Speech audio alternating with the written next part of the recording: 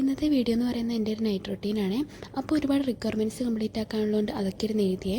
പിന്നെ ഒരു 9 മണിയൊക്കെ ആയപ്പോഴത്തേക്കും വിശന്നേ. കാരണം നമ്മൾ 6:30 ആകുമ്പോൾ പോയി മെസ്സിൽ പോയി ഫുഡ് കഴിക്കുവേ. അതുകൊണ്ട് തന്നെ ഒരു 9 മണി 9:30 ആയപ്പോഴത്തേക്കും നല്ല വിശപ്പ് വരുന്നതുകൊണ്ട് നമ്മൾ ചായയും ബിസ്ക്കറ്റും പിന്നെ നമ്മുടെ റൂംമേറ്റ് വീട്ടിൽ നിന്ന് വന്നപ്പോൾ അടിപൊളി മാങ്ങാപ്പഴം കൊണ്ടുവന്നിട്ടുണ്ടായിരുന്നേ. അപ്പോൾ നമ്മൾ എല്ലാവരും കൂടെ അതൊക്കെ ചെത്തി തിന്ന് പിന്നെ കുറച്ച് നേരം നമ്മൾ ഇമ്പോസ്റ്ററും പിന്നെ അന്താക്ഷരിയൊക്കെ കുറച്ച് നേരം കളിച്ചേ. അത് കഴിഞ്ഞപ്പോൾ അതെല്ലാം കഴിഞ്ഞപ്പോഴത്തേക്ക് ഒരു 10-11 മണിയായേ.